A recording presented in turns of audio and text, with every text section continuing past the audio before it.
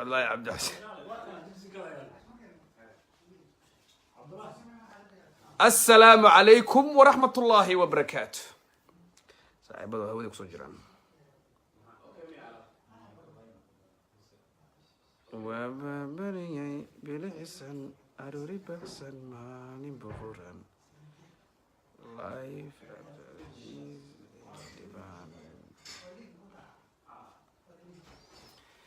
aad iyo aad baan idiin salaameynaa saaxiibayaal meel walba oo aad dunida ka joogtaan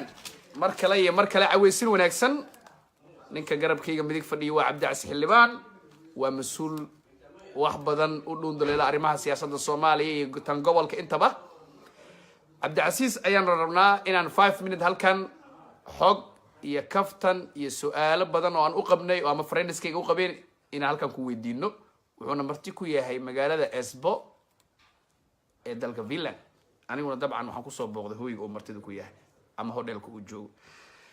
waxaan rabaa marka cabdicasiisow asxaabta hadda waa dhan yihiin. marka hore wax kaa weydiin lahaa waxa badan facebookii baa laga xiray, isaga iska xiray, disable baa laga dhigay. maxaa hadal haynta facebook isbuucyadan maxaa kaaga baxay? bismillahi raxmaani raxiim. waxaan jecelahay guud ahaan shacbiga Soomaaliyeed inaan anigoo ka faa'iideysanaya fursadan qiimaha badan ee caawa ii suurta gashay inaan garabkiisa ka soo muuqdo Cabdulqaadir Booska uga mahad celiyo marka hore barnaamijkan kooban ee uu ugu talagalay baraha bulshada in uu la wadaago anna aan codkayga idin soo gaarsiiyo. waxay ii tahay sharaf. sidoo kale aad u mahadsantahay. waa ku mahad celinayaa. waxaan sidoo kale u mahad celinayaa qaybaha bulshada Soomaaliyeed ee suurtagalka ay u noqotay inay daawadaan barnaamijkan sida tooska ah uga baxaya barta uu Facebook ku leeyahay Cabdulqaadir Booska. aad u mahadsantahay xildhibaan. haddii aad Facebook ka maqan tahay haddii kaleba dabcan mar walba aragtidaada waa muuqanaysaa. fariinta aad shacabka Soomaaliyeed u wadidna mar walba dee dabcan qasab waa in halkii aad usoo marisaba waajibay kugu tahay sidaan qiyaasayo. marka waxaan rabay bartii lagala xiriirayay ee Facebooka dabcan lama hayo. inkastoo bal arrintaas faahfaahin in ma naga siin kartaa? waxaan jecelahay inaan ugu bishaareeyo marka hore barta Facebook ama baraha bulshada ee shacbiga Soomaaliyeed iyo guud ahaan ummadaha ku dhaqan adduunkan intiisa kale ay wax isku dhaafsadaan ma aha bara ay leeyihiin shakhsiyaad dadka u sheega ama ku faana inay dadka ka xiri karaan ama u soo dayn karaan. waxaa iskale nin la wada yaqaano oo Facebook iskale sida Twitter-ka oo kale, wiil Mareykan ah, sida lamaha warbaahinta ee adduunka ka howlgala bartan aad adigu aan caawa aan ka hadlaynaa ay u leeyihiin oo kale. marka wiilasha yaryar ee lacagta lagu siiyo inay shacbiga Soomaaliyeed ku marin habaabiyaan waxaan awood u yeelanay inaan hebel ka xirno. waa dhici kartaa malaha shacbiga Soomaaliyeed labada maalmood ee aan ka maqanahay waxaa suurtageliyay in hadalhaynta ugu badan Facebooka uu noqdo Cabdicasiis xildhibaan. waxay tusinaysaa inaan shacbiga Soomaaliyeed dhexdiisa ku leeyahay sharaf iyo karaamo badan. ruuxu waa la dhaliili karaa. kooxaha aaminsan ama diidan inaan waxba loo sheegi karin ama dhaliilaha qaarkood aan ku hoyan karin habeenkii kuma jiro. waxaan ahaa u adeegi u qaadimiyay shacbiga Soomaaliyeed weli biidnillaahi kariim inta ay naftaygu jirtana waa u qaadimeyn doonaa. shaki kuma jirto dadka haddii aad aragto in lagaa sheekaynayo ama baraha bulshada wax lagugu soo qaato ama maqaayad dhexdeeda laba qof kaaga hadasho waxay ku tusinaysaa weli shakhsiyad nooc inaad leedahay. sharaf ayay ii tahay shacbiga Soomaaliyeed inay hadlayaan. baarta baday imaado dabcan qofka saameyntiisa uu leeyahay. taa lama diidana laakiin aniga waxaan rabaa shacbiga Soomaaliyeed dabcan inaan kugu darsado aragtidaada. haddii uu jiro shakhsi Facebook ka xiri karo dad kale qofkaas waa super power wayba maba jiri lahayn mucaarad iyo muxaafid qofkaas aan u hogaansamin lahayn. marka u malayn maayo in barta ay Twitter-ka ku leedahay Ilhaan Cumar ayaa waxaa ka xiri lahaa Donald Trump oo the most powerful man. waa sax haddaan la hadli aniga aan la kaftamay shacbiga Soomaaliyeed mid ma yiraahdaa aad iyo aad waa dhigi kartaa horba Afgaanna waa ah Ingiriisna waa ah ingiriisna waa kaftan waxaa kaloo rabaa inaan wax kaa weydiiyo. horta waxaan kugu biirin lahaa malaha cadow badana horta yeelatay, taageerayaal badanna waa leedahay. dhib ma laha, ma badna sidaan u malaynayo. kolley Facebook haddii la iska xiraayo dabcan halkanba anaga live kama soo galneen labadeena haddiiba la iska xiraayo. laakiin waxaa jirta oo aniga dhowr jeer aan arkay Facebook disabled for no security reason. waa arkay aniga taa sabab la'aan iyadoo la iskaga without reason way ugu dhacday waana la xaliyaa tan hadda arinteeda waa ku jirnaa qaar ayaa ku doonaya inay madaxweynaha ra'iisul wasaaraha maalmaha dhow ee taariikhda jamhuuriyadda Soomaaliya siyaasiyiinta noqday shacbiga Soomaaliyeed waxay marqaati ka yihiin intii aan jirayba waxa aan ka shaqeynayay inay ahaayeen kaydka taariikhda dhaqanka iyo suugaanta Soomaalida dhinaca kale waxaan ahaa ninkii ugu horeeyay ee adduunka intiisa kala tusiyay kooxaha duulaanka ku ah sharafta iyo karaamada shacbiga Soomaaliyeed ee al-shabaab halka madaxweynuhu uu hadalka marka uu hadlayo uu ka gaabsado inuu soo hadal qaado oo uu yiraahdo kooxaha horarka ah ra'iisul wasaare Xasan Cali Khayre tan iyo intii la magacaabay lama hayo kaydka taariikhda Soomaalida u galay xitaa 2 jeer inuu sheegay argagixiso yaa loola jeedaa aftirsiiyay leedahay ninka aan sheegi karin shaqadaha isaga tago tiimka saxda kooxaha ISIS iyo ISIL waxay ka jireen dalalka Iraq iyo Syria al-shabaab waxay ka jiraan Soomaaliya Boko Haram Nigeria Boko Haram Algeria al-Qaa'ida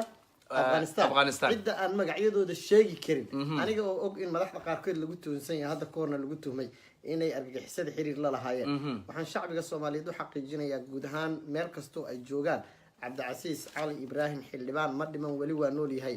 waxaan ka ballan qaadayaa Soomaalidu waxay anigu cidna uma hanjabayo Soomaalidu waxay tiraahdaa ninkii hoyga ku diida hurdada loo diidaa waxaan ku dhaaranayaa magaca Ilaahay iyo magaca shacab al-cadiim Soomaal inay hurdada la didoonin ruux kasta ee dulmiya walow rabbi subhanahu wa ta'ala an kabariyo rabbi subhanahu wa ta'ala an kabariyo habeenka marka aan seexanayo ruux kasta oo qulubtayda ay wax u gasho ama waxaan ka tirsanayaa israado waxbuu ku yeelay haddana waa cafiya waxaan rabaa inaad mid ogaataan anigu kuma jiro ahlu qabuurka siyaasadeed ee Soomaaliya maanta hogaamiye ma ahi iyo kuwa maqaayadaha ka hadla anigu taariikhda jamhuuriyadda Soomaaliya cid kasta oo danaynaysa waxaad garan kartaa oo 2 milyan oo qof ka badan ayaa dokumentiyada ay akademiyada ka qoraan adduunka ay ku soo qaadata marqaatiyo ku filan rag qaarkiis waa hayaan haday isleeyihiin hooyadii dhashay maalintii ay dhashay dardaaranka ay la dardaarantay ma ahayn inaan rag iska celin waayo haddana sidaas ay tahay ma jecli inaan dadka qaar la xifaaltantin oo kugu darajo ahayn maslaxadeedana kuma jirto si kasto ay ahaato waxaan u sheegayaa cid kasta oo ay wax yeeshay oo ay caawa suurtagal u tahay inay barnaamijkan isaga halkan ka daawato waxba idinma qabo laakiin ogaada ruux isqariya waxba yeeli maayo waxba igama qaadayo mid banaanka yaalana nin banaanka yaalana wala la xisaabtan waa runta waa usoo laaban doonaa arrintaas waxaan rabaa inaan kugu darsado Facebook qof uusan ka xirmi karin ma jiro oo annaga noo jeedi waa naga xirmaa waa soo celinaa laakiin iyada waxay kala tahay marka waqti ay kala qaadataa ama 4 saac ku soo jawaabo ama 1 week ku soo jawaabo ama 1 month iyaga u taala laakiin qof aan laga xiri karin male waxa laga xiray si oo kadis ah madaxweyne Trump laga xiray Trump ayaa Twitterkiisa hawada ka baxay oo disable noqday marka qof lagu booteen karo disable aan ka dhigaa ana ka dhigay ama madaxda kuwa waxaan rabaa shacbiga Soomaaliyeed caawa Ilaahay hortiisa inaan muqaati uga tago marka ay Muqdisho tagaan ama yimaadaan inay ugu sheekeeyaan aniga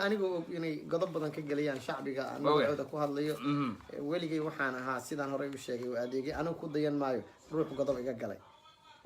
Soomaalidu reer xamarku waa mahmahan ma ogtahay waa heesaan waxay ku heesaan hees maanta markii aan markabka soo saarnay oo ka soo baxay magaalada Tallinn ee dalka Estonia wuxuu yiri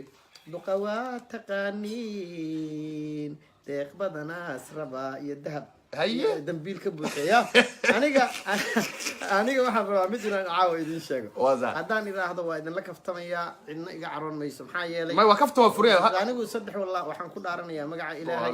cid bil aadan ah oo aan wax qabaa ma jiraan laakiin waxaad ogaanaysaan caawa inay godob badan ku seexanayaan kuwa isla xildhibaan waxba yeeli kartaa cid wax yeeli kartaa ma jirto waxaan ahaa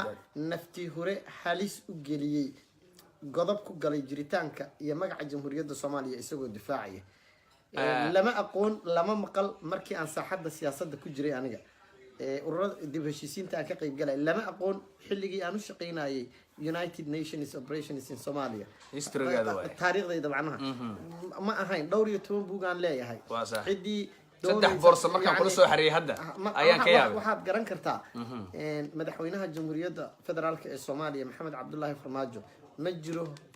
sarkaal ka sarreeya oo gobonimada jamhuuriyadda ku hadli kara hadduu isagu warbaahinta iga sheegay boqolka sano ay soo socoto ruux kasta oo baaritaan ku sameeya muxuu ahaa warbaahinta wuxuu ka helayaa at least wuxuu ka helayaa dhigaalka wixii taariikhda ii galay in madaxweyne Soomaaliyeed uu sheegay sidoo kale ra'iisul wasaarihii hore ee jamhuuriyadda Soomaaliya Cabdiweli Maxamed Cali Gaas Chatham House oo ku taala magaalada London oo ah barta ama goobta madax kasta oo adduunka ka socota ay ka hadlaan ay adduunka kula hadlaan si fariintooda loo maqlo ayuu iga sheegay marka waxba yeelimayaan ma taqaanaa nin muxuu ahaa carab kugu dhuftay calooshiisu ku tusoo marka haddii qaar igu shaqo tageen anigu ma rabo inaan ka magacaabo halkan balkii haddaan magacaabo aniga laftayda iyaga magac u samaynayo waa run maya looma baahna shaqaysta inta iga shaqaysanayaan in ka badan ka shaqaysan doonaa waa goodisay laakiin qofku already cadowna wuu leeyahay fanisna wuu leeyahay big deal maba aha waxaan rabnaa inaad taas kasoo laabano taa waxay qodobka ugu horreeyay wuxuu sharxayay Facebook yaa ka xirmay isaga iska xirmay Facebook cilada dhacday Donald Trump mar hadii laga xiray Donald Trump haduu hawada ka baxay Cabdi Casiis Xildhibaan wuxuu uga maqan yahay Cabdi Casiis taas waa su'aal fiican waaye wadooyinka Muqdisho xiran Cabdi Casiis maadaama arrimaha amniga aad khibrad u leedahay wadooyinka way xiran yihiin qaraxyadu waa dhacaan halis amni way jirtaa digniina dhaca oo UN ka soo jeediyay xalana digniin baa ka soo dhacda wadadii waa xiran tahay hooyooyinka Soomaaliyeed jidkay ku umulayaan ardaydii iskuul ma aadi karaan waayeeladii ma socon karaan wadada maxaa loo xiray xalku muxuu yahay ma iyaga isku xiray mise dadka loo faa'iideynaya arrintaas maadaama amniga aad khibrad u leedahay waxaan jecelahay inaan shacbiga Soomaaliyeed meel kastoo ay joogaan caawa la wadaago ogaalkay arrinta amniga muhiim ah arrinta dhinaca amniga ay ku saabsan dariiqada xiran ee magaalada Muqdisho ku yaala ma jiro dariiq xiran oo ku yaala magaalada Muqdisho marka laga reebo goobaha ay degan yihiin ama xayndaabka ay ku jiraan dawladdu madaxda dawladda federaalka ay ku jiraan marka lagu daro madaxweynaha ra'iisul wasaaraha wasiirada iyo inta marka iyaga macaamilka ugu dhow leh goobaha ay ka degan yihiin magaalada Muqdisho waxaan rabaa waa ballaaran tahay aad iyo aad gobolka Banaadir waa ballaaran waa weyn yahay dawladdu ma tagi karto suuqa bakaaraha maba xirnaba jidka bakaara waa furan yahay ma xirna waa sax subaad gabar degmada ku joogta oo Soomaaliyeed ama hooyo Soomaaliyeed oo degmadaas xuduud la leh dariiqa kuma dhasho waa sax goobaha dadku ay ku silicsan yihiin dhibaatadana ay ku haysato waa goobo cayiman oo ku yaala oo gaar ah sax amni laguma sugi karo dhagxaan iyo jidgooyo la dhigo dariiq ku yaala magaalada amnigu wuxuu u baahan yahay shaqo waxaan rabaa inaan buugga aan soo saaray galabta dacadda aan ka keenay waxaa ku jirta 12 page oo ku saabsan tala soo jeedin madaxweynaha jamhuuriyadda federaalka ee Soomaaliya Maxamed Cabdullaahi Maxamed Farmaajo aan u jeediyay isagoon xafiiska joogin 3 bilood oo marka waxay ku tusinaysaa guul darro siyaasadeed in shacbiga Soomaaliyeed uu u horseeday haddii muddadii ra'iisul wasaare Xasan Cali Khayre oo dalka madaxda ka ahaa marka lagu daro waqti xaadirkan uu wali madaxda ka yahay wasaarad kaliya ay soo martay 5 wasiir wasaaradda diinta iyo awqaafta wasaaradda muxuu ahaa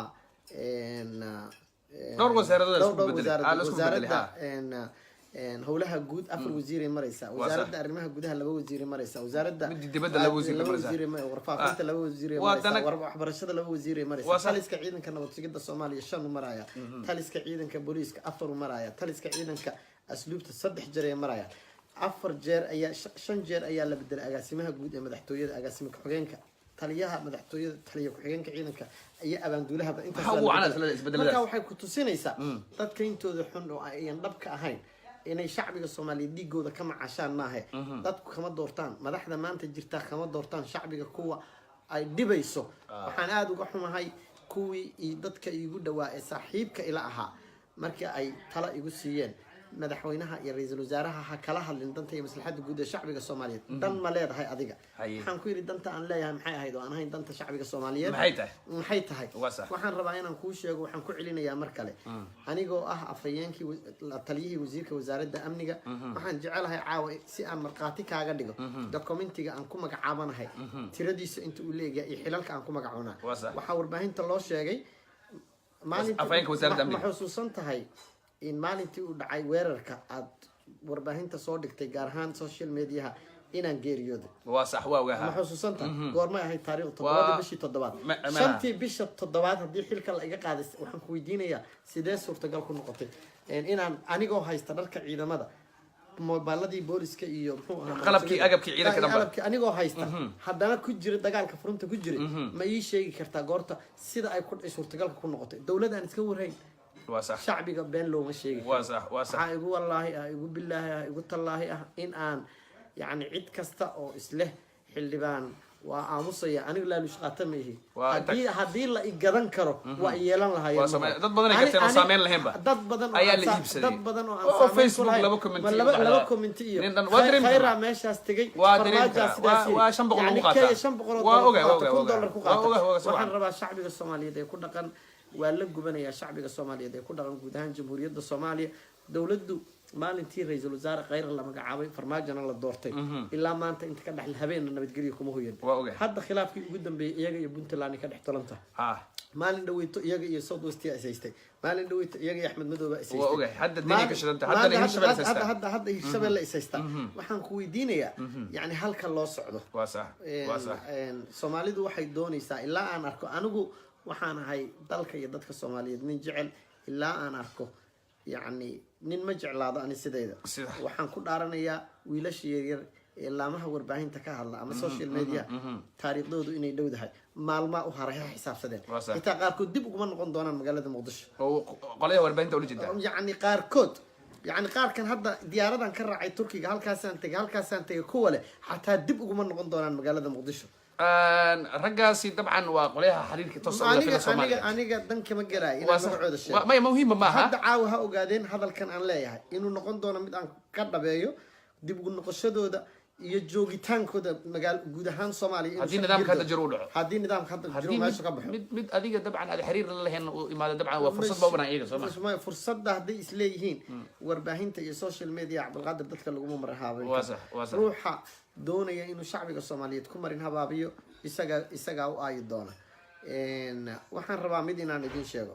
maalmihii ugu dambeeyay magaalada Muqdisho waxa ka jiray kacdoon dhinaca muxuu ahaa shacbiga shacbiga canshuurta ay bixiyaan ma helaan waxbarasho muxuu ahaa caafimaad ma helaan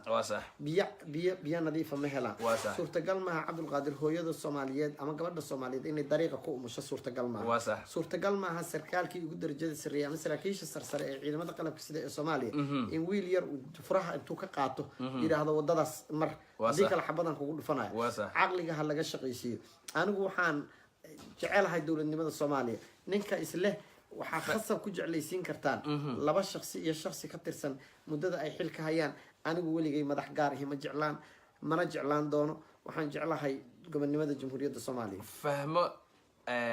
doorbin waxay ku weydiisay dhibaatooyinka hadda aad sheegtay xildhibaan waqtigii adiga aad ahayd nin warkiisa la maqli karo sida iyadoo warka u dhigtay ma nala wadaagtay cabashadaas waxaan rabaa inaan ku celiyo igu celi magaceeda fahmo doorbin fahmo waa mahadsan tahay Norway joogta dabcan sida filan aniga oo jooga magaalada Muqdisho dib waxa uu noqoto maalintii aan ka hadlayay ardayda dugsiyada waxbarashada ama fahmo alfin umar allah sorry jaamacadaha aan la hadlayay waxaan shacbiga Soomaaliyeed u sheegay in maalinta ay timaado inay doortaan tuugo boorsooyin wata oo ka adeeganaya oo canshuurta ka qaadaya oo aan u dhimrinaynin oo dilaya inay dooranayaan aniga ula jeeday kuwa aan ku sirmay in hanaan dawladnimo ay madax ka yihiin aan qayb ka noqdo iyagoo ka yimid dalal ajnabi ah anigu Soomaali ayaan ahay asalkaygu waa Soomaali ayaan ahay waxaan rumaysnahay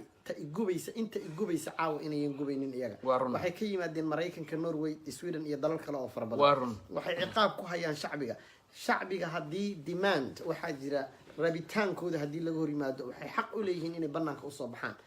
waxa ay tabanayaan in la dhageysto kuma maqlayno ku dhageysan mayna suurtagal maaha banaan bax ma yeelayna hadalkii madaxweynuhu ku jiray ma aha hadal caral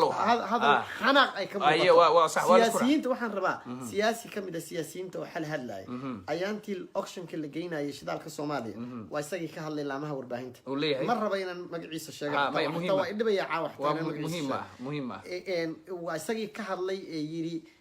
auction in la geeyo sax ay ku tahay maxay ahayd saliidda Soomaaliya markii dawladda aan jaarka nahay ee Kenya ay sheegatay inay biyaha Soomaaliya wax ka leedahay guriga ugu yaala waa ka aamusay xalin xaniye u lahaayeen shacbiga Soomaaliyeed waxay lahaayeen lama yeeli karo waxaan rabaa inay ogaadaan shacbiga Soomaaliyeed kuwa u daran iyo kuwa u roon ilaahay baan ku dhaariyay shalay markii siyaasiyiinta qaar waliba aniga qaraaba ilaa ay ka hadlayeen in la iib geeyo shidaalka Soomaaliya maxaa jira guryaha ugu yaala maxay uga hadli waayeen markii ay timid in dawladda Kenya ay sheegatay biyaha Soomaaliya ay sheegatay soo laabanayna Cabdicasiis waa ka qanacnay waa sax siyaasi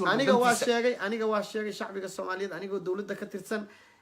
ka tirsan waxaan ahaa la taliyaha wasiirka wasaaradda amniga waxaan ahaa afayeenkii wasaaradda waxaan xubin ka ahaa JOCC da waxaa la dhahaa Joint Operation Coordination Committee guddi la dhahaa jira oo taliska taliyayaasha talisyada ciidamada qalabka sida ee Soomaaliya iyo ciidamada Amisom ka kooban meel iga qaaday ma hayo بريتو ورقتها soo saarin hadda inta xilkaas waa ka qaaday marka garowshiyo ma jirto hadaanan doorin inaan shaqada iyada ka tago shacbiga Soomaaliyeed hortooda kama hadleen waxaan rabnaa maxay qoonsadeen maalintii aan hadlay maxay qoonsadeen waa hadalkaaga saameyn badan buu ku yeeshay dabcan waxaan rabaa su'aalo badan oo ku saabsan arrimaha kooxda shabaab iyo dagaalada ay kula jirto dawladda federaalka Soomaaliya iyo maamul goboleedyada adigoo jawaabaas noo soo koobay maadaama su'aalaas ay badin dadka qaarkood waa ka iman doona wixii macquul ah ka qaadan doona dadka su'aalahooda laakiin aniga raba su'aalna ku weydiiyo ku saabsan kooxdaas dagaal ay dawladda kula jirtaa waxay kula jirtaa Amisom ila dad badan oo Soomaaliyeed qurbaha joogo way ku wareersan arrintan waxay isleeyihiin war kooxdan ciidan dawladda ana la diriraysa Burundi la diriraysa Uganda la diriraysa Ethiopia la diriraysa Ahlu Sunna la diriraysa Puntland la diriraysa Galmudug la diriraysa Kenya la diriraysa Mareykan cirka kula diriraysa meel walba loo galaayo military dheer yahay nabad sugid dheer tahay police dheer yahay xasilin dheer tahay ciidan qaas waxaan rabnaa ummadda Soomaaliyeed wada daawanaysa haddana nimankaasaas loola dirirayo afarta koona laga dirirayo xildhibaan ka rabaana ma waayaan wasiir ka rabaana waa weeraraan qasama inay ku guuleystaan inay ku fashilmaan maxaa fududay waxaan rabaa inaad jawaabaan ii soo koobtid si arrimo badan oo Soomaaliya aan ku saxa marka hore anigu waxaan rumaysnaa in dawladda Mareykanka ay qayb ka tahay dagaalka looga soo horjeedo argagixisada Soomaaliya argagixisa ayaa maanta madax ka ah hadalkaas ma aha hadal aan ka noqonayo connection ayay leeyihiin madaxda dawladda federaalka ee Soomaaliya iyo ururka kooxda arxan laawayaasha ah ee xalaaleystay dhiigga shacbiga Soomaaliya ma jirto cid ku dhaxdaaqi karta hadalkooda ma jirtaan ku leeyahay cid sheegi karta waa yar tahay maanta Muqdisho dhexdeeda waxaan rabaa hadaad shalay ogeyd 2011 magaalada Muqdisho aan joogay guud ahaan markii uu madaxweyne Sheekh Shariif Sheekh Axmed talada Jamhuuriyadda Soomaaliya hayay ra'iisul wasaarahana uu ahaa Cabdi Weli Sheekh Axmed waa laga adkaaday al-shabaab hadaan laga adkaan suurtagal ma noqoteen in madaxweynihii ugu horeeyay ee dawlad aan ahayn kumeel gaar ee uu hogaamiye Xasan Sheekh Maxamuud in magaalada Muqdisho lagu doorto waa sax محمد عبد الله محمد فرماجو مدحوينها هدا الصومالية هي حكومة حسن علي غير وهجامية إسكدا دجال أي لا جلانة هل مالن حبل حتى كوما إسم صوت معك قياسة هديا يعني قدر سجل وحال if you can't convince confuse them وافهم يجو أنت كعربيان حلبان أو دولة نما يصومال نما ربا يحلبان نكال أو كجرة وأن أوجهاي iyo saraakiil sarsare oo ciidamada qalabka sida ka tirsan oo ay dawladnimo daacad ka tahay inay arkaan inta ay nool yihiin ma rabaan in la arko Soomaaliya waxaan rabaa inaan ku weydiiyo saddex qodob oo isugu jira shacbiga Soomaaliyeed inaan uga faa'iideeyo caawa suurtagal ma tahay inta madaxweyne Maxamed Cabdullaahi Maxamed Farmaajo iyo Xasan Cali Khayr ay kala yihiin madaxweynaha iyo ra'iisul wasaaraha Soomaaliya in Soomaaliya saddex qodob ay ku guuleysato Sheekh Shariif Sheekh Axmed wuxuu ku guuleystay لماذا؟ برتنا كسي ودنينا. شيخ شريف شيخ أحمد وحكوم جوليستي إن جمهورية الصومالية صور رالي هذا. إن شيخ شريف شيخ أحمد وحكوم جوليستي إنه صدق قضب الصومالية والصومالي يريز الوزراء عبد الولي محمد علي قاس. جمهورية الصومالية أو التي دستوركم الجارة. مقال هذا مقدشو يقبل هذا كو قداما. ولا قحري شباب. من دعر. مجيجس كي يقانا أما على محوها على الضحطة ما مقع بالله بحال إيه شباب بالله كوحنا الشباب قف بس وكرا وقصوا وشقين ويدي مدحوين حسن الشيخ محمود الشباب أيا الله ضحى وصح الشباب الله دولة التاجر تقوي أي مال جلسي أيام ما أنت حكومة الصومالية وحن رأينا نكوش يجو وحكوا جول يستي دستوركم الجارة إن الصومالية يلطو وحكوا جول يستي إن مقالة مدحد الجمهورية الصومالية أو كل حتى قبل كبنادر يلا بدر الشباب اللي قحريه كوحها نبي مايا شيخ شريف شيخ أحمد هي الجمهورية magaalada muqdisho in 45 sanadood kadib lagu qabtay doorashadii ugu horreysay xasan sheekh oo halkaa kasii amba qaaday xasan sheekh oo isna halkaa kasii waday waxaa timid ay xasan sheekh yani lama dagaalin anigu marna ma dhahayo maxaa jira gobollo fara badan oo ku yaala jamhuuriyadda soomaaliya deegaano fara badan ayaa laga xoriyay ma ii sheegi kartaa waa bacsanaynaa ayuu yiri madaxweynaha halka ay al-shabaab ku bacsadeen waxaan kaa rabaa su-aal kaloo muhiim waxaan kaloo rabaa inaan kuu sheego haddaad rumaysan tahay anigoo ah afayeenka wasaaradda amniga ee jamhuuriyadda soomaaliya ayaan shacbiga soomaaliyeed u sheegay dadka wax ku dila magaalada muqdisho inaanay ahayn al-shabaab oo keliya waa fahmay al-shabaab ma aha waxaa jira dad la yaqaano magacyadooda waxaa loo cabsaday sababta weerarka la igu soo qaaday mataqaana cabsi laga qabo inta aan ogahay okay